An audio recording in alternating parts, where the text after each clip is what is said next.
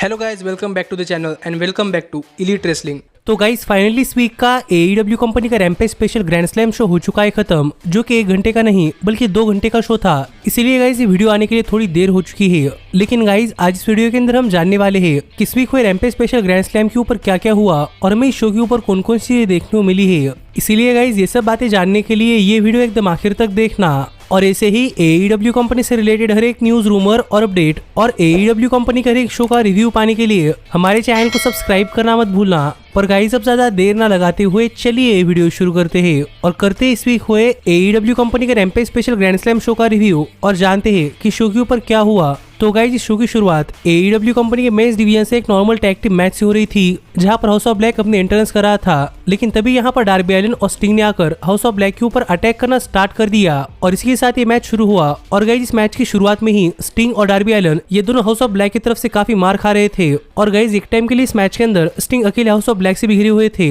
जो कि इस मैच की एक बहुत ही बढ़िया मोमेंट थी। पर फिर भी स्टिंग ने इस मैच के अंदर फाइट बैक कर अकेले ही दोनों हाउस ऑफ ब्लैक के मेंबर्स के ऊपर अटैक कर दिया। और एक टाइम के लिए स्टिंग बड़ी मैथ्यूज को टेबल के ऊपर रखकर टेबल के थ्रू एक स्प्लैश लगाने के लिए गए, पर ब्रॉडी किंग ने स्टिंग को ढकेल दिया, जिससे कि स्टिंग खुद ही टेबल के थ्रू गए। जिसके बाद जूलिया हार्ट भी इस मैच के अंदर आ गई और जूलिया हार्ट और ब्रॉडी किंग ने मिलकर स्टिंग को हैंडकफ्स लगा दिए, जिससे कि स्टिंग इस मैच के अंदर ज्यादा कुछ नहीं कर पाए। और इसके बाद House of Black Darby Allin के ऊपर अटैक करने के लिए गया, पर रैम के ऊपर जाकर डार्बी एलिन ने हाउस ऑफ ब्लैक के ऊपर अटैक कर दिया। पर अटैक ज्यादा देर तक नहीं चला, क्योंकि ब्रॉडी किंग ने यहाँ पर डार्बी एलिन के ऊपर एक काफी खतरनाक चोखोड़ लगा दिया। पर इस बार डार्बी एलिन खुद के साथ साथ ब्रॉडी किंग को लेकर रैम के ऊपर से नीचे कूद गए, जिससे कि डार्बी एलिन और ब्रॉडी किंग दोनों ही मैच से आउट हो गए। और हम यहाँ पर देख पा रहे थे कि डार्बी एलिन के सिर से खून निकल रहा है। लेकिन गाइस तभी स्टिंग की बैट लेकर बड़ी मैथ्यूज रिंग के अंदर गए और इनके अंदर स्टिंग बड़ी मैथ्यूज को देखकर हंस रहे थे, जो देखकर बड़ी मैथ्यूज ने गुस्से में स्टिंग को स्टील चेयर के ऊपर बिठा दिया और बड़ी मैथ्यूज बैट से स्टिंग के ऊपर अटैक करने के लिए जा ही रहे थे कि तभी यहाँ पर सभी लाइट्स ऑफ हो गई। और गाइस लाइट्स वापस आने के बाद यहाँ पर कोई और नहीं बल्कि जापानीज रेसलिंग लेजेंड यानी कि द ग्रेट मूता आ गए,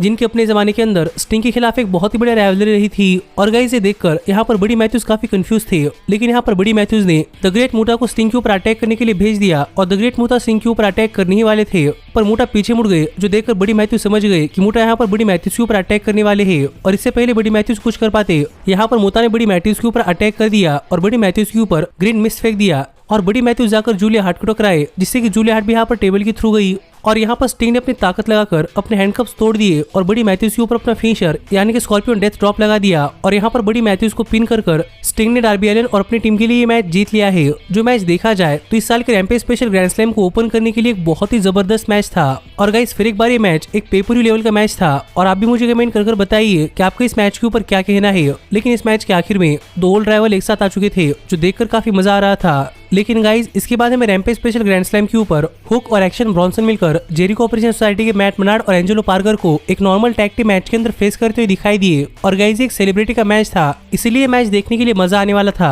और जैसे ही मैच शुरू हुआ वैसे हुक ने इस मैच के अंदर एंजेलो पार्कर और मैट मनार्ड इन दोनों के ऊपर तगड़ा अटैक करना स्टार्ट कर दिया। लेकिन यहाँ पर मैट मनार्ड चाहते थे कि एक्शन ब्रॉन्सन इस मैच के अंदर आए, जो देखकर हुक ने एक्शन ब्रॉन्सन को टैग कर दिया और एक्शन ब्रॉन्सन ने इस मैच के अंदर आकर मैट मनार्ड और एंजेलो पार्कर के ऊपर काफी तगड़ा अटैक कर दिया, जो देखकर मैट मनार्ड और एंजेलो पार्कर को अपनी गलती समझ आई। और इन दोनों ने इसके बाद इस मैच के अंदर हुक के ऊपर अटैक करना स्टार्ट कर दिया और इन दोनों ने हुक को टारगेट करना स्टार्ट कर दिया, जो देखकर फिर एक बार एक्शन ब्रॉन्सन इनके अंदर आ गए। और यहाँ पर एक्शन ब्रॉन्सन ने अपनी बहुत ही बढ़िया परफॉर्मेंस देते हुए एंजेलो पार्कर और मैट मनार्ड इन दोनों के ऊपर बहुत ही बढ़िया मूव्स लगाए, जो देखकर कहना पड़ेगा कि सेलिब्रिटी होने के बावजूद एक्शन ब्रॉन्सन एक बहुत ही बड़ा रेसलर बन सकते हैं। और फाइनली इस मैच के आखिर में हुक और एक्शन ब्रॉन्सन ने मिलकर मैट मनार्ड और एंजेलो पार्कर के ऊपर साइमल्टेनियस से अपना फिनिशर लगा दिया। और यहाँ पर मैट मनार्ड और एंजेलो पार्कर इन दोनों ने टैप आउट कर दिया, जिससे कि हुक और एक्शन ब्रॉन्सन ने मैच जीत लिया है। जो मैच देखा जाए तो सेलिब्रिटी मैच के तौर पर एक ठीक ठाक सा मैच था। पर गाइस इसके बाद हमें रैम्पेज के ऊपर मार्क स्टर्लिंग आकर बातें करते हुए दिखाई दिए और यहाँ पर मार्क स्टर्लिंग कह रहे थे कि वार्डलो कभी भी मार्क स्टर्लिंग के ऊपर कोई पावर बम नहीं लगा पाएंगे। लेकिन तभी यहाँ पर वार्डलो और समोआ जो आ गए और इन दोनों ने रिंग के अंदर आकर टोनी नेस और जॉश वुड्स के ऊपर अटैक करना स्टार्ट कर दिया, जिसी के साथ ये मैच शुरू हुआ। और गाइस इस मैच की शुरुआत में सरप्राइजिंगली जॉश वुड्स वार्डलो के ऊपर काफी तगड़ा अटैक कर रहे थे, लेकिन वार्डलो ने इस मैच के अंदर अपना कमबैक कर वार्डलो जॉश वुड्स के ऊपर अटैक करते हुए उन्हें रिंग के बाहर ले गए, जहाँ पर हम देख पा रहे थे कि वार्डलो के पैर के अंदर कुछ प्रॉब्लम चल रही है और इनके अंदर टोनी नेस समोआ जो के ऊपर अटैक करने के लिए जा रहे थे। पर गाइस टोनी नीस का अटैक काफी देर तक नहीं चला और समोआ जो ने डायरेक्टली टोनी नीस के ऊपर अपना फिनिशर मसल बस्टर लगा दिया और यहाँ पर टोनी नीस को पिन कर समोआ जो ने अपनी टीम के लिए ये मैच जीत लिया है। लेकिन गाइस समोआ जो के मैच जीतते ही जॉश वुड्स ने आकर समोआ जो के ऊपर अटैक करना स्टार्ट कर दिया और यहाँ पर दोनों मिलकर समाओजो के ऊपर अटैक कर रहे थे, लेकिन इतने में वार्डलो रिंग के अंदर आ गए और वार्डलो ने जॉश वुड्स और टोनी नीस इन दोनों के ऊपर अटैक कर दिया, जिससे कि जॉश वुड्स और टोनी नीस रिंग के बाहर चले गए। पर तभी मार्क स्टर्लिंग रिंग के अंदर आ गए और वार्डलो मार्क स्टर्लिंग के ऊपर अटैक करने के लिए बढ़ी रहे थे कि मार्क स्टर्लिंग ने भागने का ट्राई किया, लेकिन समाओजो ने पकड़कर मार्क स्टर्लिंग को वार्डलो की तरफ भेज दिया और यहाँ पर वार्डलो ने मार्क स्टर्लिंग के ऊपर एक नहीं दो नहीं बल्कि लगातार 3 पावर बम्स लगाए, जो देखकर क्राउड भी काफी खुश था। और गाइस फाइनली यहाँ पर समाओजो और वार्डलो इन दोनों ने एक साथ मिलकर अपनी जीत सेलिब्रेट की। जो देखा जाए तो इस शो के ऊपर एक ठीक ठाक सा मैच था।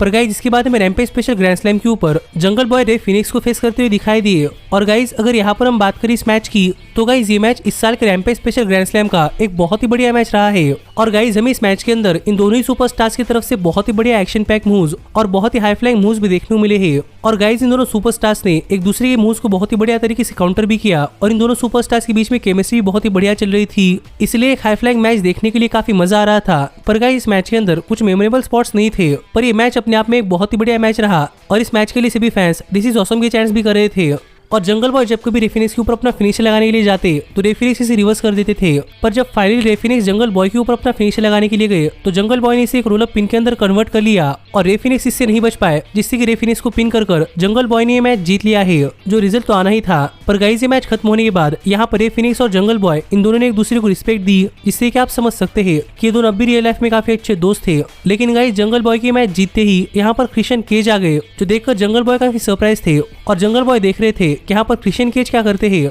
पर गाइस तभी जंगल बॉय के पीछे से लुचासोरस रिंग के अंदर आ गए और यहाँ पर आकर लुचासोरस ने जंगल बॉय के ऊपर अटैक करना स्टार्ट कर दिया और लुचासोरस ने जंगल बॉय के ऊपर अपना फिनिशर यानी कि बर्निंग हैमर भी लगा दिया। जिसके बाद यहाँ पर बात करते हुए क्रिश्चियन केज ने कहा कि क्रिश्चियन केज जंगल बॉय को यहाँ पर सिर्फ यही बताने के लिए आए हैं कि क्रिश्चियन केज इंजर्ड होने के बावजूद जंगल बॉय को हरा सकते हैं। और जंगल बॉय ने क्रिश्चियन केज का राइट आर्म तोड़ दिया है, लेकिन अभी उनका राइट हैंड बाकी है और ये लुचासोरस है। और जंगल बॉय आज के बाद क्रिश्चियन केज के रास्ते में ना आए, क्योंकि अगर जंगल बॉय ऐसा करते हैं तो जंगल बॉय की आखिरी गलती होगी। जो बात यहाँ पर क्रिश्चियन केज ने कही और ये बातें कहकर क्रिश्चियन केज यहाँ चले गए, तो देखना पड़ेगा कि आगे इन दोनों सुपरस्टार्स की राइवलरी के बीच में क्या होता है। लेकिन इसके बाद हमें रैम्पेज शो पर दिखाया गया कि किस तरीके से last week Ring of Honor company की वर्ल्ड चैंपियनशिप जीतकर यहाँ पर क्रिस जेरिको का एक बैकस्टेज इंटरव्यू चल रहा था। और यहाँ पर अपने इस इंटरव्यू के अंदर बात करते हुए क्रिस जेरिको ने कहा कि जेरिको अपनी जीत के ऊपर नेक्स्ट वीक एक काफी बड़ी पार्टी देने वाले हैं और जेरिको चाहते हैं कि हर एक सुपरस्टार इस पार्टी के लिए आए। पर यहाँ पर बात करते हुए गार्सिया ने कहा कि गार्सिया को नेक्स्ट वीक कहीं तो जाना है, इसलिए गार्सिया नेक्स्ट वीक पार्टी के लिए नहीं आ सकते। पर जेरिको ने गार्सिया को इंसिस्ट किया, पर फिर भी यहाँ पर गार्सिया ने पार्टी के लिए आने के लिए मना कर दिया। तो गाइस अब देखना पड़ेगा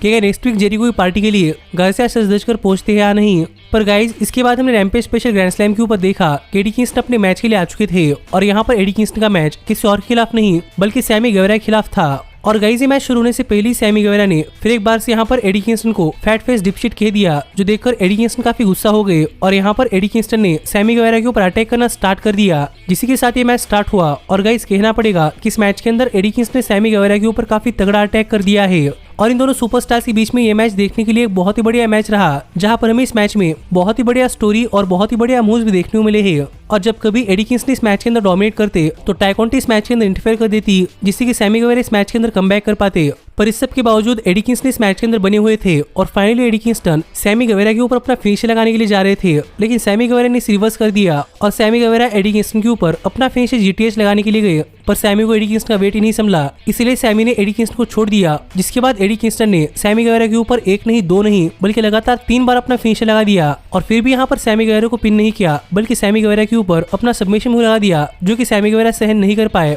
और यहाँ पर रेफरी ने बेल कॉल की, जिससे कि एडी किंगस्टन मैच जीत चुके थे। लेकिन गाइस फिर भी यहाँ पर एडी किंगस्टन सैमी गेवरा को नहीं छोड़ रहे थे, जो देखकर यहाँ पर काफी सारे सिक्योरिटी गार्ड्स आ गए और वो यहाँ पर आकर सैमी गेवरा को छुड़वाने का ट्राई कर रहे थे, पर एडी किंगस्टन नहीं छोड़ रहे थे। ये देखकर गुस्से में रेफरी ने यहाँ पर अपना डिसीजन रिवर्स कर दिया और एडी किंगस्टन के अनप्रोफेशनल बिहेवियर की वजह से रेफरी ने इस मैच के विनर सैमी गेवरा को डिक्लेयर कर दिया, जो देखकर सैमी गेवरा काफी खुश थे और सैमी गेवरा और टाइकोंटी यहाँ चले गए। लेकिन एडी किंगस्टन काफी गुस्सा हो गए और एडी किंगस्टन यहाँ पर एक सिक्योरिटी गार्ड के ऊपर अटैक कर दिया। तो देखना पड़ेगा कि इस राइवलरी के अंदर आगे क्या होता है और एडी किंगस्टन अपना टेम्पर कंट्रोल कर पाते हैं या नहीं। पर इसके बाद हमें रैम्पेज स्पेशल ग्रैंड स्लैम के ऊपर जेड कारगिल अपने टीबीएस वुमेन चैंपियनशिप डियामांटे के खिलाफ डिफेंड करती हुई दिखाई दी। और गाइस अगर यहाँ पर हम बात करें इस मैच की, तो गाइस ये मैच भी एक बहुत ही बढ़िया मैच रहा, जहाँ पर डियामांटे और जेड कारगिल इन दोनों ने इस मैच के अंदर अपनी बहुत ही बढ़िया परफॉर्मेंस दी है। और गाइस इस मैच के अंदर डियामांटे भी जेड कारगिल को उनकी लिमिट्स तक ले जा पाई। पर गाइस हर बार की तरह ही जेड कारगिल ने इस मैच के अंदर अपना कमबैक कर डियामांटे के ऊपर काफी तगड़े मूव्स लगाए और फाइनली डियामांटे के ऊपर अपना फिनिशर यानी कि जेड लगाकर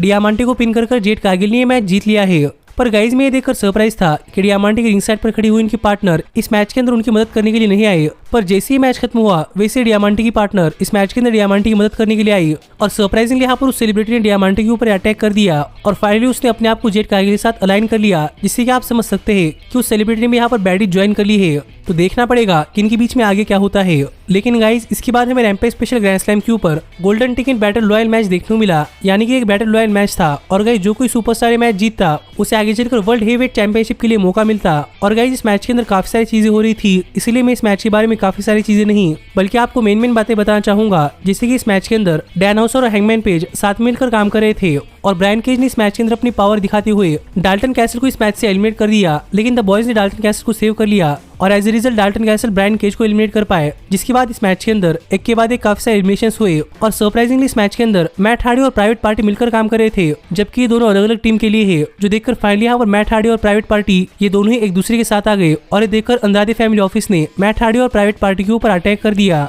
और एक टाइम के लिए इस मैच के अंदर रूश और जॉन सिल्वर के बीच में एक बहुत ही बढ़िया फाइट हुई, जहां पर रूश ने जॉन सिल्वर को एलिमिनेट कर दिया और पेंटा और लांस आर्चर के बीच में भी इस मैच के अंदर बहुत ही बढ़िया फाइट चल रही थी। पर गाइस एक्सीडेंटली लांस आर्चर ने अपने आप को एलिमिनेट कर लिया, जो कि इस मैच की एक बहुत ही बढ़िया मोमेंट रही। और इसके बाद पेंटा जे लिथल को एलिमिनेट करने के लिए गए, लेकिन सतनाम सिंह ने जे लिथल को उठाकर दोबारा से रिंग के अंदर रख दिया, जिससे कि जे लिथल पेंटा को इस मैच से एलिमिनेट कर पाए। और ये देखकर हैंगमैन पेज ने जे लिथल को सतनाम सिंह के दूसरे डायरेक्शन में डंप कर दिया, जिससे कि जे लिथल भी इस मैच से एलिमिनेट हो गए। और गाइस फाइनली इस मैच के आखिर में सिर्फ 2 ही पार्टिसिपेंट बचे थे, जो कि थे रूश और हैंगमैन पेज। और गाइस इन दोनों सुपरस्टार्स के बीच में एक बहुत ही बढ़िया मैच चला, जहां पर हैंगमैन पेज कई बार मैच हारने काफी करीब पहुंच चुके थे। पर गाइस फाइनली हैंगमैन पेज ने एप्रन के ऊपर रूश पर अपना फिनिशर लगा दिया, जिससे कि रूश इस मैच से एलिमिनेट हो गए। और गाइस फाइनली हैंगमैन पेज ने मैच जीत लिया है, यानी गाइस अब हमें आगे चलकर हैंगमैन पेज और जॉन मॉक्सली इनके बीच में वर्ल्ड चैंपियनशिप के लिए मैच देखने को मिलने वाला है, जो मैच मेरे हिसाब से एक बहुत ही बढ़िया मैच और एक बहुत ही बढ़िया राइवलरी हो सकती है। तो देखना पड़ेगा कि ये मैच कब होता है। लेकिन गाइस इस सब के बाद फाइनली यहाँ पर रैम्पेज शो के मेन इवेंट से पहले यहाँ पर mark Henry power of shops और रिकी स्टार्स का इंटरव्यू ले रहे थे और अपने इस इंटरव्यू के अंदर बात करते हुए पावर ऑफ सॉप्स ने कहा कि पावर ऑफ सॉप्स की तरफ से गलती हो चुकी है कि पावर ऑफ सॉप्स ने पहले रिकी स्टार्स को जिंदा छोड़ दिया, लेकिन ये गलती पावर ऑफ सॉप्स फिर एक बार नहीं करने वाले। जो बात यहाँ पर पावर ऑफ सॉप्स ने कही, लेकिन यहाँ पर जवाब देते हुए रिकी स्टार्स ने कहा कि रिकी स्टार्स से भी सिर्फ एक ही गलती हुई है कि उन्होंने अपना 100% नहीं दिया, लेकिन इस बार ये गलती नहीं होने वाली। जो बात यहाँ पर रिकी स्टार्स ने कही, जिस सब के बाद फाइनली यहाँ पर रैम्पेज स्पेशल ग्रैंड स्लैम के ऊपर रिकी स्टार्स और पावर ऑफ सॉप्स इनके बीच में एक लाइट्स आउट मैच शुरू हुआ। और गाइस सरप्राइजिंगली इस मैच में शुरुआत से ही रिकी स्टार्स डोमिनेट कर रहे थे और रिकी स्टार्स ने पावर ऑफ सॉप्स के ऊपर काफी तगड़ा अटैक कर दिया। पर पावर ऑफ सॉप्स ने out of nowhere Ricky stars की इंजर्ड नेक के ऊपर अटैक कर दिया, जिससे कि पावर ऑफ सॉप्स इस मैच के अंदर अपना कमबैक कर पाए। और इसके बाद पावर ऑफ सॉप्स ने काफी सारे वेपन्स लेकर रिकी स्टार्स के ऊपर अटैक करना स्टार्ट कर दिया, लेकिन रिकी स्टार्स किसी भी तरीके से इस मैच के अंदर बने हुए थे, जो देखकर एक टाइम के लिए पावर ऑफ सॉप्स ने रिकी स्टार्स के ऊपर एक लो ब्लो लगा दिया। पर रिकी स्टार्स ने भी अपना जवाब देते हुए पावर ऑफ सॉप्स के ऊपर एक लो ब्लो लगा दिया, जिससे कि इस मैच के अंदर काफी कांटे की टक्कर हो रही थी। और यहीं पर फाइट करते हुए दोनों सुपरस्टार्स रैम के ऊपर भी गए, जहां पर पावर ऑफ सॉप्स ने एंट्रेंस रैम की एक ट्यूबलाइट उखाड़ी और यहाँ पर power of shops Ricky stars के ऊपर अटैक करने के लिए गए। पर स्टार्स ने अटैक रिवर्स कर पावर ऑफ सॉप्स के ऊपर टेबल के थ्रू एक स्पीयर लगा दी और फाइनली वही ट्यूबलाइट लेकर रिकी स्टार्स ने पावर ऑफ सॉप्स के ऊपर अटैक कर दिया और फाइनली पावर ऑफ सॉप्स के ऊपर अपना फिनिशर रोशैम्बो लगाकर यहाँ पर पावर ऑफ सॉप्स को पिन कर रिकी स्टार्स ने मैच जीत लिया है। और गाइस इसी के साथ इस साल का Rampage special grand slam show off air चला गया, जो शो मेरे हिसाब से एक बहुत ही बढ़िया शो था। और गाइस ये शो नहीं बल्कि 2 घंटे का पेपर व्यू था, जिसके बारे में आपका क्या कहना है आप मुझे कमेंट कर बताइए। पर ऐसे ही AEW कंपनी से रिलेटेड हर एक न्यूज, रूमर और अपडेट और AEW कंपनी का हर एक शो का रिव्यू पाने के लिए हमारे चैनल को सब्सक्राइब करना मत भूलना। और अभी मिलता हूँ आपसे अगली वीडियो के अंदर, पर तब तक stay healthy, stay happy and keep watching elite wrestling. Hey, did you like that video? Click the screen for more. And where do you think you're going? Check out our official merchandise page and to support the entire cast. And thanks so much for being the elite. The elite, the elite. What, Nick, you're not going to sing it all with me this time?